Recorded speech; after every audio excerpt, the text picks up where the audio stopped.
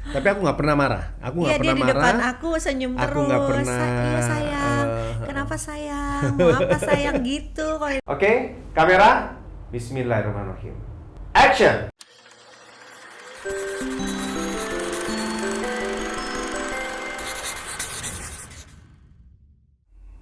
aku tuh sebenarnya lagi males loh syuting gini nih. Kenapa sih? Ya nggak tahu, kayaknya mungkin bawaan hamil juga kali ya. Kan sekarang aku 10 minggu mau 11 minggu tuh 2,5 bulan gitu ya. Lagi sedeng-sedengnya soalnya beras umur segini tuh. Biasanya 16 minggu 4 bulanan gitu baru lumayan enakan. Ini tuh maunya tidur aja. Ini ngomong kayak gini udah ngos-ngosan banget. Ya begitulah sayang. Namanya juga anak keempat. Tapi kita belum nyapa loh sayang. Oh iya, Hai hai. sahabat Mike. Jadi ada yang ngomong panggil sahabat aja deh gitu. Sahabat Mike, Kita coba ya, sahabat Mike. sahabat Mike. Hai sahabat Mike, kayak enak juga ya. Siapa Iya. tuh yang ngasih Ada masukan? Mesti disebut beberapa. dong Iya namanya. ya lupa. Nanti aku Ntar coba kita cari ya. cek ya. Nanti kita cek ya. Terus, Hari ini kita mau ngobrolin mengenai masa kehamilan. Jadi calon kalau ibu kalau aku calon kan calon anak ibu beranak empat. beranak empat. Biasanya calon ibu, terutama ibu baru tuh yang suka kaget-kaget ya. Kalau hamil pertama, aku tuh waktu hamil pertama dulu, aduh stres banget. Nggak tahu kalau ternyata hamil tuh mengalami banyak perubahan di dalam diri gitu. Entah perubahan hormon atau perubahan apa. Pokoknya badan tuh rasanya tuh nggak sama kayak biasanya gitu. Kalau hamil anak pertama tuh waktu itu mual muntah aku. Mual muntah. Mau makan salah, nggak makan makin mual. Makan juga yang namanya juga orang lagi mual ya, disuruh makan juga malas. Cuma semakin malas makan, semakin mual rasanya. Itu kan bikin bingung gitu, mesti gimana, mesti ngapain. Dulu sih waktu hamil pertama sampai nangis-nangis. Tapi terus terang ya sayang ya, kalau aku ngelihat Bingung. setelah 17 tahun eh, ber apa eh, berumah tangga sama kamu gitu ya. eh, Proses kehamilan kamu, ngidam kamu itu beda-beda semua. Iya. Dari anak pertama, anak kedua, anak ketiga, ini anak keempat, itu beda-beda Sebenarnya banget. menurut aku yang pertama, kedua, ketiga tuh sama. Yang Menurut pertama aku ya yang ngerasain ya, maksudnya aku sebagai orang yang ngerasain tuh sama. Cuma yang pertama karena nggak siap jadi uring-uringan banget, nangis iya. terus tiap hari, terus bingung apa, marah-marah, pengen waktu itu tuh minta Oh kan iya baru, pernah tuh waktu itu kejadian. kan enggak, kan baru ini dulu tuh baru nikah. Baru Baru nikah. nikah. Nggak ada temen Terus yang ada buat curhat. enggak, bulan depannya kali ya, terus aku kan hamil. Hmm. Sementara kan dulu nikah tuh nggak sabar pengen tinggal berduaan gitu kan. Biasanya kan dijemput di rumah, jalan-jalan terus dipulangin lagi gitu. Terus seneng gitu waktu nikah tuh nggak perlu pulang lagi, tapi bisa seharian sama dia gitu kan. Cuma waktu terus tiba-tiba hamil terus rasanya nggak nyaman, aku minta pulang mulu ke Iya. mami ya. Aku pengen ketemu mami, Tiba-tiba aja, pengen tiba-tiba pengen. pengen pulang terus aku. Ya aku sih ngeliat kamu kayaknya jadi homesick.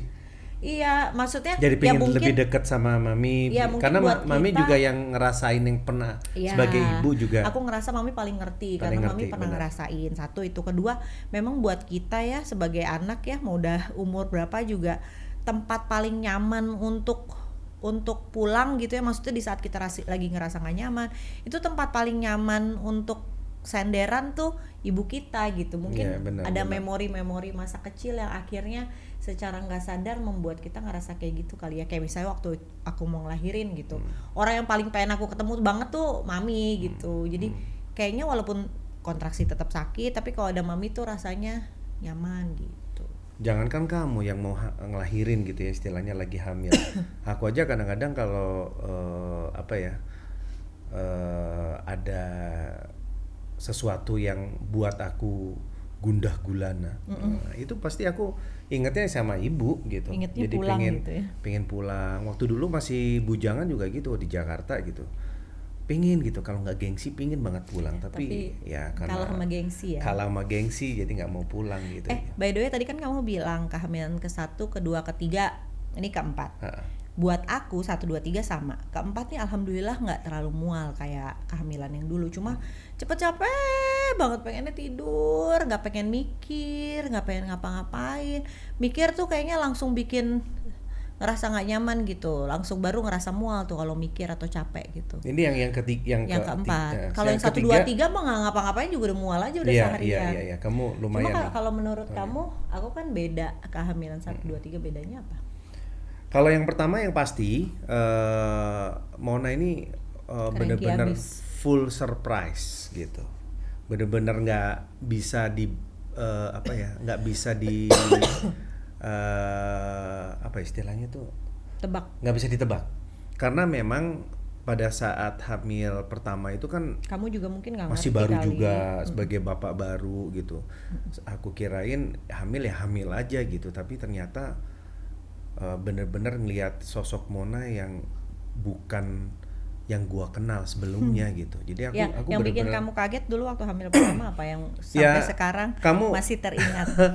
Yang pasti nanar matanya gak ada isinya ya, gak ada isi bengong. Biasanya kan gitu. Bahagia gitu kadang-kadang ya, kalau memancar mamanya sinar. Iya, aku sih jujur waktu 5 tahun pacaran sama Mona gitu ya, sampai menikah sebulan ya, sebulan menikah tuh merasa bahwa ya different, emang ini ya kehidupan gitu ya, maksudnya menikah walaupun cuman waktu itu dikasih kesempatan sebulan, bersenang-senangnya sebulan gitu, kayaknya memang happy gitu dengan hubungan kita gitu, dengan ekspresi kamu, aku pulang, kamu nungguin aku di tempat di kantor gitu kan.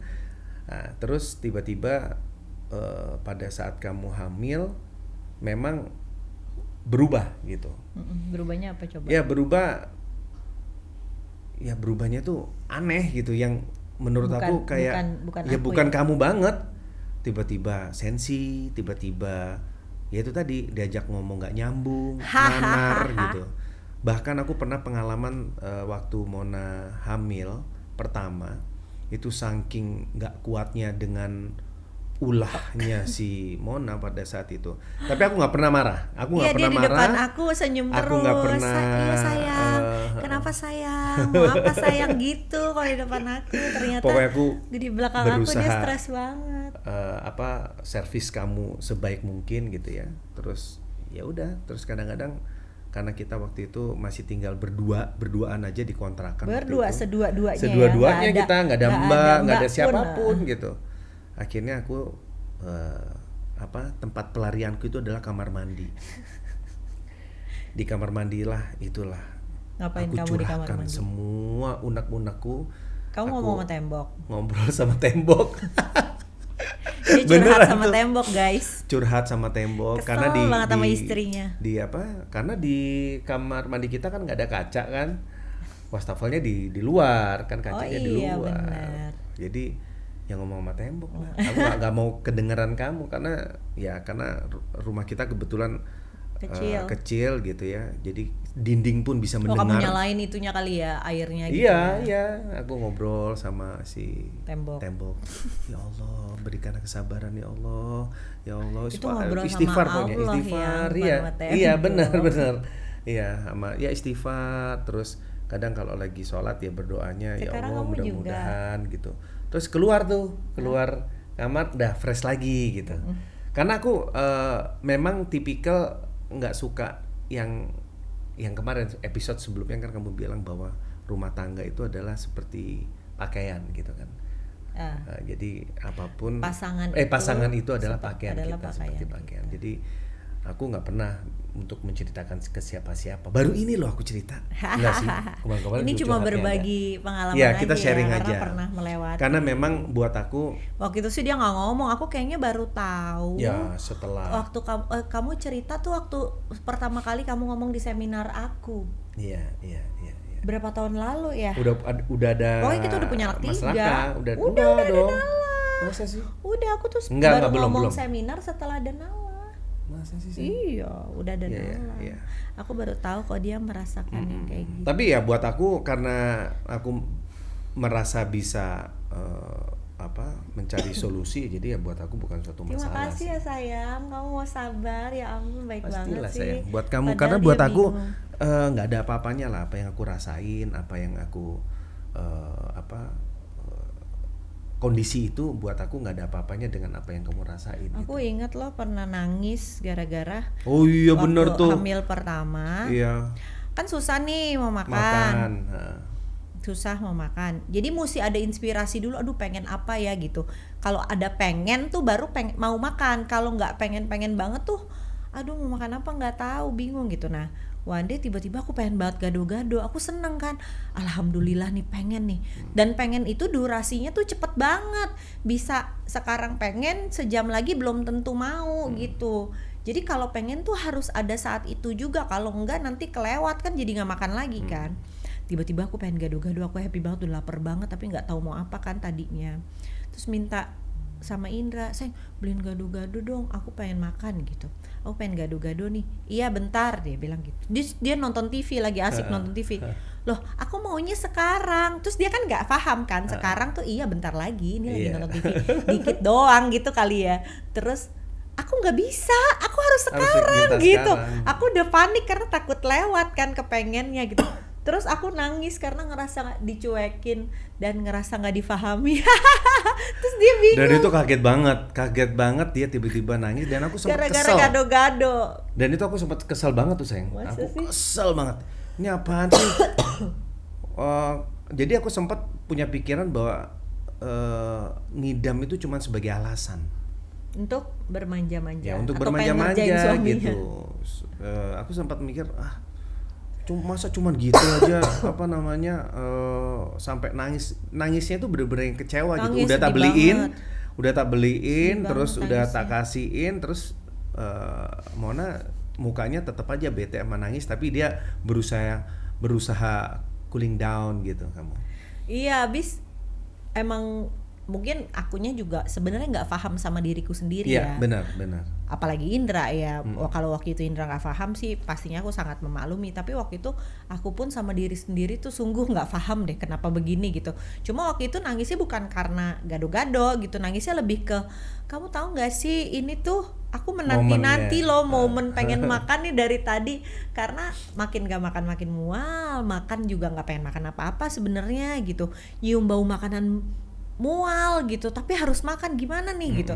Tiba-tiba pengen gado-gado tuh, aduh kalau momen itu terlewatkan, wah gue bisa kelaparan nih sampai malam gitu. Nah itu kan karena aku juga nggak nyeritain, Indra juga nggak paham, terus tiba-tiba aku nangis gitu kan, dia bingung. Tapi aku sangat paham Mbak. Setelah itu memang gitu. Tapi ya. waktu itu kamu nggak paham kan? Enggak, aku nggak paham sama sekali karena aku benar-benar kesel. Cuman maksud aku gini, ya itu momen yang momen kamu pada saat itu yang istilah ngidam itu ada gitu kan? Iya benar. Sebenarnya Nah waktu aku itu pikir, gado-gado. kalau aku kan ditanya lo ngidam apa gitu, aku tuh nggak ngerasa aku ngidam apa-apa karena kan kalau di kepala aku orang ngidam tuh biasanya dia pengen makan yang susah banget dicari. Terus biasanya mungkin nggak makan itu atau nggak pengen gitu, terus tiba-tiba pengen, terus kadang suka muncul di jam yang aneh-aneh. Aku kan nggak pernah kayak gitu ya, misalnya ada ibu-ibu yang pengen makan kecapi gitu ya. Kecapi kan susah banget ya dicarinya, terus mintanya sama suaminya jam 2 pagi, terus suaminya suruh muter-muter nyari jam 2 pagi tuh ada loh yang kayak begitu. Aku bersyukur banget itu nggak terjadi. Ada temanku yang kayak gitu, malah ada yang minta mangga tapi harus nyuri. Iya, Itu dia ada yang kayak maunya gitu. mangga muda, tapi suaminya harus yang nyuriin gitu-gitu kan. What gitu, buat aku tuh masih aneh sih. Apa ya motivasinya ya gitu. Kalau aku kan cuma kayak misalnya gini nih, sekarang tuh aku tuh lagi nggak bisa minum, abis minum tuh pasti mual, terus langsung kayak energinya kayak kekuras gitu ya, kayak lowbat gitu ya, terus langsung pengen tiduran, terus tidur, nanti bangun tidur baru seger lagi, padahal aus banget gitu. Masa setiap minum kayak gitu kan bingung ya gitu. Nah itu tuh aku pengen sesuatu bukan karena ngidam, cuma mungkin orang ngelihatnya ngidam kali ya. Misalnya gini, aku di rumah bikin es buah deh gitu, padahal di rumah kita hari-hari minum air putih loh, sirup aja enggak ya, maksimal banget es teh manis gitu ya. Tiba-tiba di rumah minta bikinin es buah gitu, mbak di rumah kan bingung, es buah gitu, maksudnya es buah tuh lebih ke, kalau es buah kan seolah-olah makan, padahal airnya keminum gitu, maksudnya biar nggak dehidrasi, ngakalin badan sendiri aja sih gitu. Cuma nggak yang pengennya tiba-tiba jam 3 pagi harus ada saat itu juga gitu-gitu tuh nggak pernah. Nah aku coba browsing nih, Tadi ada nih ketemu di alodokter.com. Ini sebenarnya nggak ada alasan ilmiah yang jelas kenapa ibu hamil mengalami ngidam. Ada teori yang mengatakan bahwa hal tersebut terjadi karena perubahan hormon dalam tubuh ibu hamil yang membuat indera penciuman dan perasa menjadi lebih sensitif. Itu iya banget. Iya waktu itu kan kebayang pasti kecium segala anak bumbunya. pertama kita mana pernah masak di rumah. Iya, kalau masak gitu. di rumah masak di rumah udah pasti dia mual, udah pasti nggak kuat gitu. Kecium bau masakan gitu tuh. Yang apa namanya? Yang kuat gitu ya, bumbu-bumbunya goreng kentang aja kecium banget sama aku. Iya. Itu jadi sensitif banget. Oh itu memang ada ya karena itu rasanya emang sensitif banget. Apa aja kecium, makanya aku belakangan tuh pengennya bubur. Karena bubur tuh menurut aku rasanya agak flat, nggak berbumbu gitu, nggak kecium bau apa-apalah gitu. Makanya pengennya bubur, terus apalagi ya makanannya pokoknya nggak terlalu ya sayur bayam. Aku kan emang hari-hari suka, tapi kan itu kan emang bening aja gitu. Itu tuh oke. Terus nih ada juga nih teori lain yang mengatakan bahwa keinginan mengkonsumsi sesuatu timbul akibat tubuh ibu hamil mengalami kekurangan nutrisi tertentu. Misalnya ibu hamil ngidam daging-dagingan, misalnya pengen banget burger gitu. Bisa aja itu karena dia kekurangan protein, pengen banget steak nih gitu. Sebenarnya emang tubuhnya dia lagi butuh protein. Misalnya aku tuh maunya makan buah-buahan doang nih, nggak pengen makan apa-apa, cuma pengen rujak misalnya. Rujak aja seharian. Itu mungkin memang lagi butuh vitamin gitu loh. Jadi bisa juga sih sebenarnya kita sebagai ibu hamil tuh mengakali gitu. Kalau misalnya nggak ada itu apa ya kira-kira, misalnya pengen steak gitu ya. Steaknya lagi nggak ada nih. Oh berarti lagi butuh bahan-bahan yang ada di dalam daging itu gitu. Nah adanya semur, tuh sebenarnya sama aja. Itu sebenarnya bisa diakalin. Tapi buat aku ya kalau pas kondisi yang benar-benar mendadak gitu, kayak ada tuh kejadian temanku ya itu tadi yang tiba-tiba jam 2 malam, jam 3 subuh gitu ya, minta sesuatu yang aneh gitu. Tapi kalau menurut aku itu kayak ini ya, apa namanya? Pengen ngetes pengen ngetes kali ya. Suaminya sayang apa enggak gitu. Ya? Mungkin butuh kasih sayang kali, bener, butuh kasih sayang, bener. Mungkin kali aja suaminya cuek gitu. Tapi aku bener deh, terus sekali butuh kasih sayang sebenarnya. Bener-bener bersyukur gitu ya dengan kamu ngidam yang menurut aku sih dibanding sama teman-temanku yang cerita tuh nggak ada apa-apanya gitu. Karena ada yang sampai berantem sayang. Itu ada banyak banget. Sebenarnya kalau aku ya jujur, aku lebih berusaha selalu memahami bahwa apa yang kamu rasakan itu nggak ada apa-apanya dibanding dengan pengorbanan yang aku lakuin gitu. Dengan kamu hamil, dengan kamu mual, dengan ya hormon, ada makhluk hidup di dalam perut kamu gitu. Buat aku nggak ada apa-apanya lah gitu kan. Apalagi ngelihat kamu jalan kalau udah hamil tua gitu. Gede banget perutnya. Rasanya kalau bisa aku gendong. Bener deh. Itu yang membuat aku menjadi berusaha untuk mengerti, berusaha untuk selalu memahami kondisi kamu gitu. Tapi kita sebagai personal menurut aku harus saling juga sih, misalnya yang membuat kamu jadi kuat gitu, yang kekuatan kamu untuk selalu melayani aku yang permintaan yang suka aneh-aneh pada saat hamil, mungkin kekuatannya itu nggak ada apa-apanya deh apa yang gue lakuin sama apa yang mau rasain misalnya gitu.